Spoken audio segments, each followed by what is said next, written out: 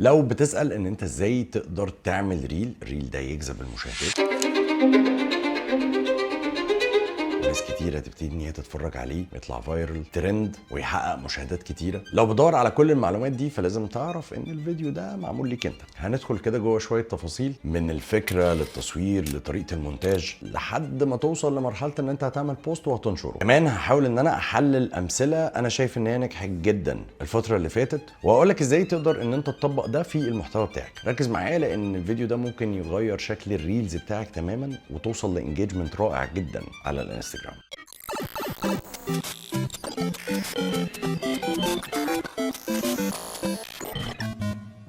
اهلا بيكم في حلقه جديده من برنامج مش توتوريال. اللي بيتفرج عليا لاول مره، انا اسمي مصطفى صلاح وبشتغل فيلم اديتور، ودي اليوتيوب تشانل بتاعتي. ناس كتير بتبعت لي على الانستجرام بتقول لي مصطفى احنا عايزين نعرف نعمل ريلز كامله، عايزين نقدر نطلع فايرلز. انا بنزل ريلز كتير بس المشاهدات بتاعتي واقعه. فبصراحه بدخل على الانستجرام بتاعهم وبعمل لهم كده تشيك، فبلاقي ان عندهم غلطات كومن. فقلت اوفر على نفسي واجمع لكم كده شويه الغلطات اللي ممكن تكون بتحصل في الريلز بتاعتكم، فعشان كده مش بيوينت فايرل. اولا كده علشان تشوف كل النجاحات الفظيعه اللي الريلز دي محققاها، لازم تعرف ان مش دي ضربه حظ، دي ناس مذاكره كويس جدا وعارفه كويس قوي هي بتعمل ايه. لما تيجي تبص كده على الناس دي كلها ان ازاي الريلز بتاعتها بتوينت فايرل وازاي الترندات بتتحقق، يا اما هو بيعمل ترند يا اما هو بيفولو ترند، لازم تعرف ان الناس دي هي مش ضربه حظ، مش جايه معاهم كده. بالعكس، الناس دي عملت استراتيجيه معينه اتبعتها وجربتها مع الفولورز بتاعتهم، بدا ان يحصل عليها انجيجمنت وبدات ان الدنيا تعلى اكتر واكتر معاهم، ضرب منهم الفيديو. تعالى كده نتكلم يعني ايه ريل حلو. لما تيجي تقول ريل حلو، يعني ريل فيه توبيك مفيد جدا وموضوع مهم بالنسبه للناس، متصور بطريقه لو هقول لك الاقل ليفل، الاقل مستوى، متواضعه. طبعا في بلاي ليست كامله عندي بتتكلم عن صناعه المحتوى فروم اي تو زي، ودايما بقول مش لازم تكون مصور اعلى حاجه، ولكن تكون مصور صوره نظيفه، الفيديو بتاعك شكله نظيف، انت نفسك لو اتفرجت عليه تبقى راضي عنه. وفي نفس الوقت لازم يكون في طريقه مونتاج معينه هنتكلم عليها في الريلز بصراحه، لان مونتاج الريلز شويتين في طريقه، وفي نفس الوقت ميعاد نشر الريل بيفرق كتير جدا في مستقبله. يعني it doesn't make any sense ان انا الاقي ناس بتنزل ريلز الساعه 2 بالليل و3 بالليل، ايه ده يا معلم؟ ولا الساعه 9 الصبح و10 الصبح. الريلز ليها مواعيد مهمه جدا. تعالوا كده نبتدي ونقول الجمله اللي انا بقولها دايما، والله انت لو مصور احلى تصوير وعامل احلى مونتاج في الدنيا وحاطط احلى كاميرات، لو التوبيك بتاعك او الفكره او السكريبت بتاعك مش حلو ومش موضوع، الفيديو بتاعك مستحيل يروح في اي حته. لو الفيديو بتاعك مش بيدي فضول للمتفرج مش هيتفرج عليه. لازم يكون المشكله بتلمس المتفرج، او لازم تكون المعلومه المتفرج محتاجها. مستاهل تدفع $20 عشان تشات جي بي تي؟ كل النسخه المجانيه بتكفي وزياده. او لازم تكون طريقه الطبخ اللي انت عايزاها دي المتفرج عايزها في الوقت الحالي. ايا كان ايه الموضوع، سيبقى الفكره هي اصل الموضوع، وطريقه تناولك للفكره هي دي الحوار. سنة عزيز 23 سامع هيقول في تصريح ان اكتر حاجه بتخوفه هو ان العاملين في مجال التكنولوجيا يتسببوا في ضرر للعالم. يمكن دي عزيز تبقى اصدق حاجه سام قالها في حلقتنا الاي اي يا عزيزي تكنولوجيا. الفكره دي بتتكلم عن حاجه قبل وبعد. المشاهد بيحب يتفرج على الحاجات دي قوي، ان مثلا على سبيل المثال كونتنت الميك اب، المشاهد بيحب قوي يتفرج على فكره قبل وبعد، ان الموديل كان شكلها عامل ازاي وبعد الميك اب شكلها بقى عامل ازاي. الحته دي فيها فضول دايما، لان اللي بيتفرج بيبقى عايز يشوف النتيجه. ايه ده يا نهار ازرق، ده ترانسفورميشن هيحصل ازاي من الحته دي للحته دي. فدي مدرسه. المدرسه الثانيه مدرسه النصايح السريعه.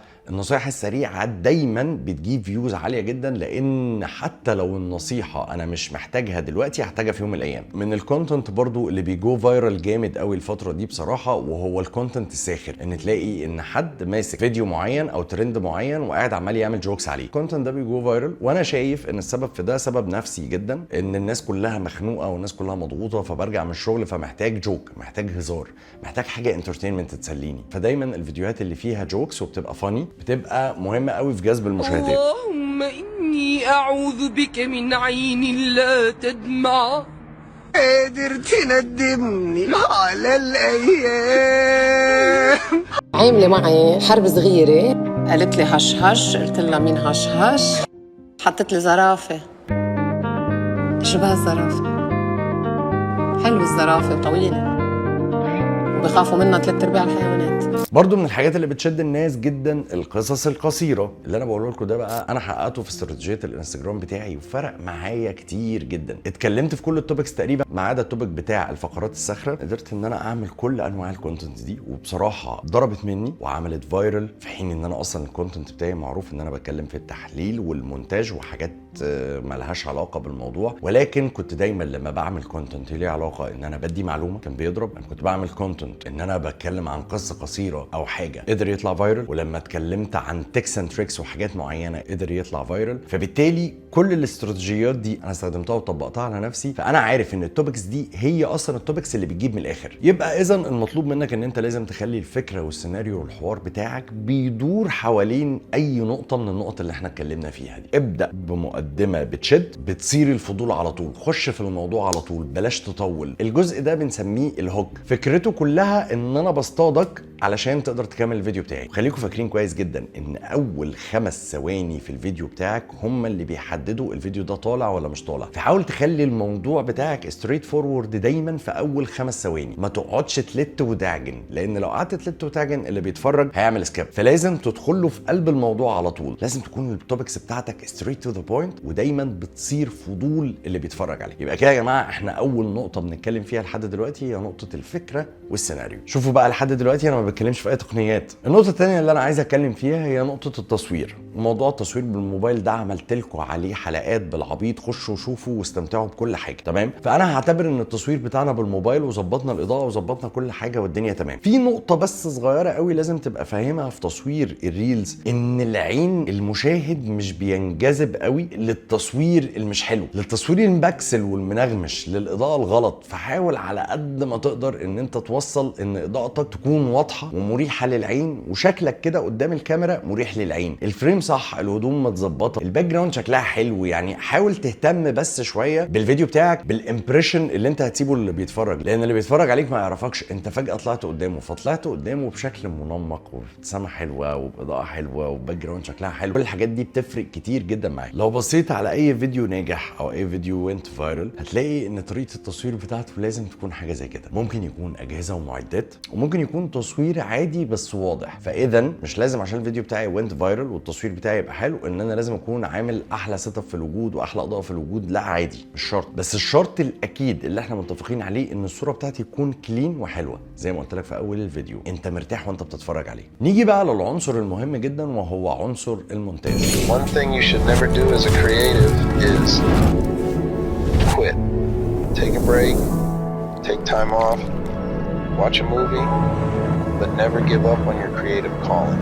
واحد من اهم الاسباب في ان الفيديو بتاعك يطلع فايرل. ليه بقى؟ لان انت الفيديو بتاعك يطلع فايرل يعني التوقيت بتاعه مظبوط. يا جماعه احنا لو هنعملها نسبه وتناسب هقول لك ان الفيديو بتاعك النسبه بتاعته دقيقه. انت علشان الفيديو بتاعك يطلع فايرل يبقى الناس على الاقل اتفرجت على 50 ثانيه منه. طب اتفرجت على 50 ثانيه منه، عمر ما واحد عمل فيديو دقيقه صوره في دقيقه، لازم يكون بيصوره في 4 أو 5 دقائق. لما بيجي يظبط المونتاج بتاعه، لما يجي يقص كل الغلطات ويقص كل الفراغات ويقرب المونتاج كله من بعضه، يبقى الفيديو بتاعك ايقاعه سريع جدا. لازم التوقيت والفيديو بتاعك ما يكونش ممل بربع جنيه. في قاعده بتقول لك انت لو عملت المونتاج بتاع الفيديو بتاعك وانت بتتفرج عليه انت زهقت، اعرف ان الفيديو بتاعك ممل. ما ينفعش ان انت كشخص اصلا تزهق، لازم تكون طول الوقت مشدود. طيب ازاي بنعمل ده؟ مش هقعد اقول لك الافكتات والترانزيشنز ووجع القلب اللي موجود ده كله، هاخدك كده ستيب باي ستيب. الستيب الاولى شيل كل الغلطات، ما تسيبش غلطه في الفيديو بتاعك. الستيب الثانيه اكيد واحنا بنقول الكلام بناخد نفسنا وبنتهته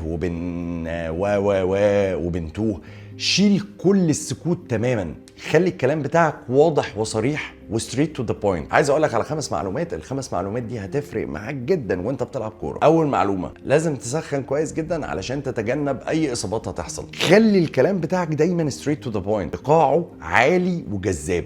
ده بيفرق كتير جدا مع المشاهدين. عشان كده تلاقي ان كل الفيديوهات اللي ضربت فايرل تلاقي ان الايقاع فيها مشدود تماما. الكتات، تقطيع الكت والكت على قد الجمله بالظبط، ولا ازيد ولا اقل. يا عزيزي كان جيش متعدد الاعراق، فرقه ضخمه من العسكر التركي وفرقه تانية كبيره برضه. مستاهل تدفع $20 عشان تشات جي بي تي؟ كل النسخة المجانية بتكفي وزيادة. من اهم العناصر المهمه جدا في المونتاج ان انت دايما لازم تبتدي اقوى لقطات عندك. من الحاجات بقى المهمه جدا والسيكريتس كده ان انت لازم تبتدي الفيديو بتاعك باقوى لقطه عندك. ما تسيبش حاجه حلوه لاخر الفيديو، كل ما هو حلو ظهره في اول الفيديو. علشان كده تلاقي ان الفيديوهات مثلا اللي بتتكلم عن الطبخ اللي وينت فايرل لازم يبتدي بالطبخه وهي كامله. النهارده بقى هنعمل فطيره السلطان بعجينه تتعمل في 5 دقايق بالظبط، هشه وطريه زي البريوش من غير لا بيض ولا زبده ولا تخمير. ربع كوبايه من زيت الزيتون. مش هيبتدي بطبق وهو فاضي. مثلا على سبيل المثال تيجي تشوف فيديو للجيم ضارب، فيديو بيتكلم عن السبورت والجيم مثلا ضارب. هتلاقي ان الكوتش بتاعه بادئ بان هو بيقول لك عضله باي قويه، واقف ومديك الباي وواقف في البوز بتاعه والباي شكلها حلوه، لازم يبتدي بالشوت ده او يدخل في التمرين على طول وهو بيتمرن. فيديو مونتاج مثلا لازم تلاقيه يقول لك ايه، لو عايز تعمل الترانزيشن ده اعمله. فلازم دايما الفيجوالز بتاعتك تكون كاتشي جدا، زي ما انت بتعمل هوك في السكريبت تعمل هوك في المونتاج بتاعك في الاول. الموسيقى، بص، من اهم الاسباب في ان اي فيديو بتاعك يوينت فايرل ان انت تستخدم مزيكا اصلا ترند في الوقت ده، بتزود الموضوع بشكل مش طبيعي. ولكن فيها مشكله واحده، ايه هي؟ ان الترند لما بيقع او المزيكا دي بتتشال من الانستجرام، للاسف الشديد صوت الفيديو بتاعك كمان بيتشال. فما اقدرش اقول لك هي حاجه حلوه ولا وحشه، بس اقدر اقول لك ان الموضوع ده بيعلي الفيوز جدا، فانت ممكن تستخدمه وممكن تبعد عنه. ولكن وجود المزيكا في الفيديو بتاعك عنصر مهم جدا ما تبعدش عنه، لانه بيدي انطباعات كتيره جدا. الترانزيشنز والاوفرليز، يعني لما اجي اتكلم معاك دلوقتي في موضوع وعايز جراب يور اتنشن، لازم طول الوقت ابقى شغال معاك ترانزيشنز، تبقى شايفه اليمنتس موجوده. لان لو فضلت طول الوقت مثبتني لمده دقيقه حضرتك بس اللي واقف بتتكلم قدام الكاميرا، تاكد ان مهما كنت انت بتقول ايه الناس هتمشي. الاوفرليز بتكون مهمه جدا، حاول على قد ما تقدر ان انت تعمل الاوفرليز بتاعتك في الفيديو بتاعك. ولكن اللي انا بقوله ده سلاح ذو حدين. ليه؟ لان الترانزيشنز والاوفرليز لو زادت عن حدها اتقلبت ضد المشاهد.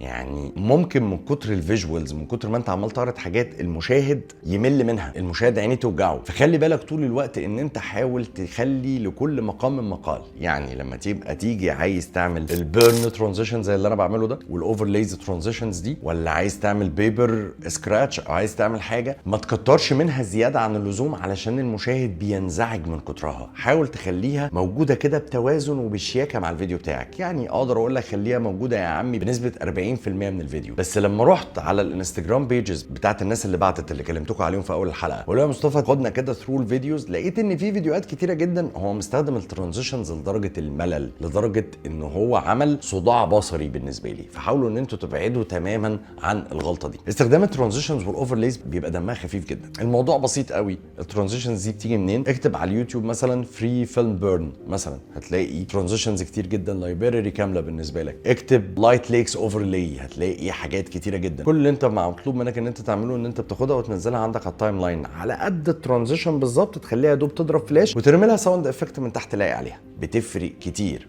وتفرجوا على اي فيديو وينت فايرل هتلاقي ان هو الترانزيشن ده لازم يكون موجود فيه، ولكن مش بكثره. من ضمن الحاجات برضو اللي سر كبير جدا في اسرار الريلز وهي الكتابه على الفيديو. الكتابه على الفيديو ده عنصر مهم جدا، لان بتخلي المشاهد داخل معاك كده جوه قلب الريل، وفي نفس الوقت انت عامل له فيجوالز دمها خفيف شده معاك. تمام؟ في ناس كتيره جدا بتكتب الاوفرليز جنبها، في ناس كتيره جدا بتكتب الاوفرليز من وراها. كل حاجه من دول ليها طريقه، ولكن اصعب الطرق فيهم هي ان انت تكتبها من وراك. وبسرعه كده عشان لو عايز تتعلم ازاي تكتبها من وراك، ايا كان ايه السوفت وير اللي انت بتستخدمه، كاب كات، افتر افكت، بريمير، ايا كان ايه هو، كل اللي انت محتاجه ان انت المشهد ده تعمل له دبليكيت مرتين، وتفصل الشخص من قدام الباك جراوند، وتخلي التكست بيني وبين الباك جراوند. هتلاقي التكست ظهرت من ورايا كده. لو عايزني اشرح لكم التكنيك ده بالتفصيل في فيديو، اكتبوا لي في الكومنتات ان انتوا عايزين تعرفوا التكنيك ده واعمل لكم فيديو مختصر عليه. ولكن اللعب الاوفرليز بيكون ممتع جدا جوه الفيديو بتاعك. النقطه اللي جايه وهي سر جذب اي فيديو دايما سيظل في الهوك. صدقوني اقسم لكم بالله اول 5 ثواني في الفيديو هي اللي بتقول لك مصيره رايح فين. الهوك في التوبيك. ابدا دايما بسؤال غريب، ابدا دايما بمشكله حقيقيه انت حاسس ان المشاهد فعلا محتاج حلها، ابدا دايما باي حاجه تجذبك بصريا، ابدا دايما بفيديو ترند معروف ان هو واحد بيزق واحد في البحر في الفيديو بتاعك وانت واقع اصلا. كل الحاجات اللي بتعمل فيجوالز اتراكشن بتفرق كتير جدا في الفيديو بتاعك. برجع واقول الهوك ثم الهوك ثم الهوك، اول 5 ثواني هم اللي بيحددوا مصير الفيديو بتاعك. اخيرا وليس اخرا، الريل مش مجرد ان هو فيديو انت عايز توصل منه للناس وخلاص. الريل ده something بيقول انت مين، حاجه ممكن تخدم على شغلك، حاجه ممكن تخدم عليك وتبقى مصدر دخلك في يوم من الايام، حاجه ممكن تبقى معلومه انت بتفيد بيها حد، حاجه ممكن تكون باشون انت بتعمله مش مستني منه اي حاجه، حاجات كتيره جدا. ولكن تاكد ان الريل مش بيتعمل بالسهوله البحته ومش بينجح بالسهوله البحته. بتجرب مره، في الثانيه، في الثالثه. خلي بالك مش بقولك ان انت اعمل ده دلوقتي خلاص الفيديو بتاعك هيكمل مليون فيو، اكيد لا، واللي يقولك كده يبقى كذاب. ولكن لو قلت لك ان انت قدرت تمشي بالنمط ده لمده شهر على الاقل، ان انت 8-9 فيديوهات حاولت تحط فيهم الرولز دي على قد ما تقدر، لو 70% منهم تاكد ان انت باذن الله هتنجح. وارجوكوا الفيديو ده لو فاد اي حد فيكم حاولوا ان انتوا تعملوا له شير وتبعتوا له اصحابكم وتفيدوهم، لان ناس كتيره جدا بتتكلم معايا في التوبيك ده. انا خلصت الحلقه، يا رب تكون كانت حلقه حلوه بالنسبه لكم. سيبوا كومنتات، اسالوا كل نفسكم فيه، انتوا عارفين ان انا دايما بجاوب، ولو مش عارفين توصلوا لي ممكن توصلوا لي من خلال الانستجرام، هتلاقوني برد عليكم. ما تنساش تعمل سبسكرايب وتعمل لايك، واشوفكم في حلقه جديده من برنامج مش توتوريال.